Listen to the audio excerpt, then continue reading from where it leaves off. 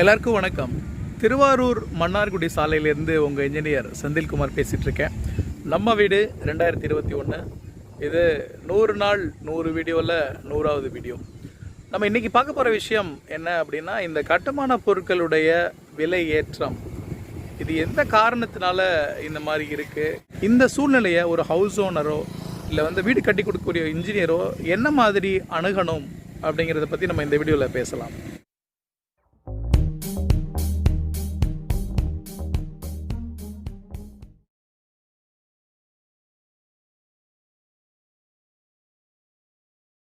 இந்த பேரிடர் காலத்தில் இந்த ஆண்டு முடிகிற இந்த தருவாயில் கட்டுமானத்துறை பெரிய அளவில் ஒரு பிரச்சனையை சந்திச்சிச்சு அப்படின்னு தான் சொல்ல முடியும்.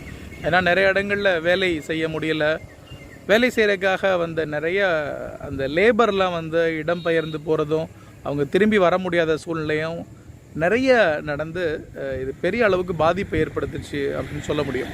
இந்த சூழ்நிலையில் இப்போ கொஞ்சம் கொஞ்சமாக அது ரிவைவ் ஆகிட்டு இருக்க காலகட்டத்தில் இந்த கட்டுமான பொருட்களுடைய விலையேற்றம்ங்கிறது ஒரு எதிர்பாராத ஒரு மிகப்பெரிய தாக்குதலாக தான் இருக்குது அப்படின்னு சொல்ல முடியும். இப்போ சிமெண்ட்டோ ஸ்டீலோ இந்த மாதிரி ப்ரைஸ் பாயிண்ட் ரிவைஸ் ஆகிறதுக்கு காரணம் என்ன அப்படின்னு நம்ம யோசிச்சோன்னா, பெரிய அளவில் அதற்கான மூலப்பொருட்கள் விலை ஏற்றம் இல்லை, டிமாண்டும் பெரிய அளவில் அதிகமாகலை. இது மாதிரி ஏதாவது ஒரு காரணம் இருந்தால் மட்டும்தான் ப்ரைஸ் பாயிண்டில் இந்த மாதிரி ஒரு கரெக்ஷன் வர்றது நியாயம். ஆனால் இந்த தயாரிப்பு நிறுவனங்களின் கூட்டமைப்பு மூலமாக அவங்களுக்கு இருக்கக்கூடிய ப்ராப்ளம்ஸை முன்னிட்டு இந்த மாதிரி ஒரு ப்ரைஸ் கரெக்ஷனை ஏற்படுத்துகிறாங்க.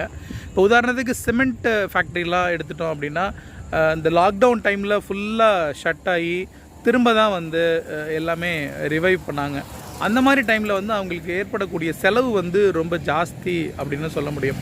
இந்த மாதிரி ப்ராக்டிக்கலாக அவங்களுக்கும் சில சங்கடங்கள் இருக்குது. ஆனால் இந்த மாதிரியான ப்ரைஸ் ஹைக் இந்த கட்டுமான வேலைகளை துரிதப்படுத்தி இந்த துறையை மீட்டெடுக்கிற நடவடிக்கைகளுக்கு நிச்சயமாக உகந்தது இல்லை. இது சம்மந்தமாக அரசு தலையிட்டு தான் இந்த ப்ரைஸ் கரெக்ஷனை சரி பண்ணணும். நம்மளால் சரி பண்ண முடிஞ்சதை நம்ம சரி பண்ணணும். நம்ம சரி பண்ண முடியாத விஷயத்தை நம்ம அக்செப்ட் பண்ணிவிட்டு ஏற்றுக்கிட்டு அடுத்து என்ன அப்படின்னு பார்க்கணும். இப்போ இந்த சூழ்நிலையை பொறுத்த வரைக்கும் கிட்டத்தட்ட பத்திரிகைகளெல்லாம் நிறைய ஆர்டிகிள்ஸ் நீங்கள் பார்த்துருப்பீங்க. கிட்டத்தட்ட கட்டுமான செலவு 10% அதிகமாகிற மாதிரி கட்டுமான பொருட்களுடைய விலை ஏற்றம் இருக்குது அப்படிங்கிற மாதிரியான தகவல்கள் பார்த்துருக்குறோம். இந்த விலை ஏற்றம் நேரடியாக யாரை பாதிக்குது அப்படின்னா, வீடு கட்டக்கூடிய அந்த ஹவுஸ் ஓனரை தான். ஒத்துக்கொண்ட விலையிலேயே அந்த வேலையை செஞ்சு முடிக்கணும் அப்படின்னு நினைக்கிற அந்த இன்ஜினியர்களும் பாதிக்கப்படுறாங்க அப்படின்னு தான் சொல்ல முடியும். இப்போ இந்த மாதிரியான சூழல் வர்றதை தவிர்க்கிறதுக்கு இன்ஜினியர்ஸ் பொதுவாக என்ன பண்ணலாம் அப்படின்னா, இந்த ப்ராஜெக்ட்டுக்கான அக்ரிமெண்ட் போடும்போது இந்த பொருட்களுடைய விலை இந்த மாதிரி கரெக்ஷன் வந்தால் ஒரு 5% 10% வரைக்கும் வரக்கூடிய விலை ஏற்றத்தை நம்ம நாங்களே ஏற்றுக்கிறோம், அதை விட கூடுதலாக வரும்போது அதை நம்ம பேர் பண்ணணும் அப்படின்னு சொல்லிட்டு வீட்டுக்காரங்க கிட்ட முன்னாடியே பேசிக்கலாம். நம்ம வீடு கட்டுறதுக்கான பொருட்களை நம்மளே வாங்கி கொடுத்து வேலை செய்யக்கூடிய வீட்டு உரிமையாளர்கள் பொறுத்த வரைக்கும் இந்த விலை ஏற்றத்தை அவங்க நேரடியாக எதிர்கொள்கிறாங்க.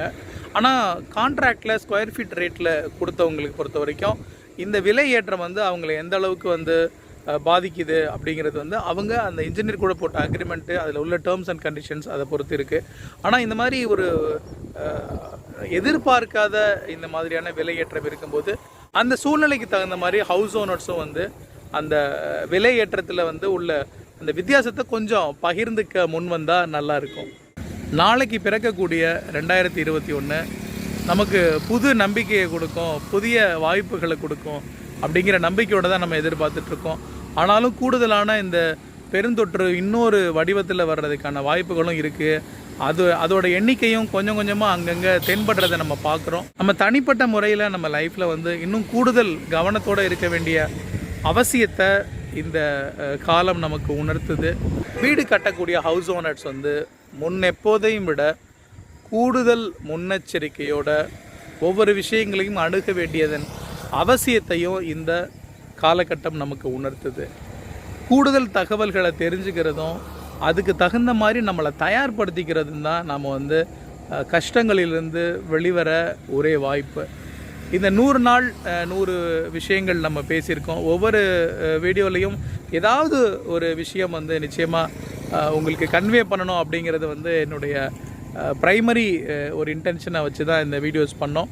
இந்த 100 நாளும் தொடர்ந்து செய்கிறதுக்கான ஊக்கத்தை கொடுத்த நண்பர்கள் எல்லோருக்கும் என்னுடைய நன்றி.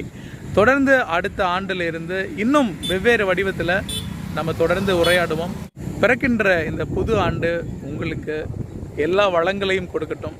நண்பர்களுக்கு நம்முடைய சேனலை பற்றி தெரிவிங்க, பகிர்ந்துக்குங்க. எல்லாருக்குமான நல்ல விஷயங்கள் தொடர்ந்து நடக்கட்டும். Thank you so much for your time in watching this video. Thank you.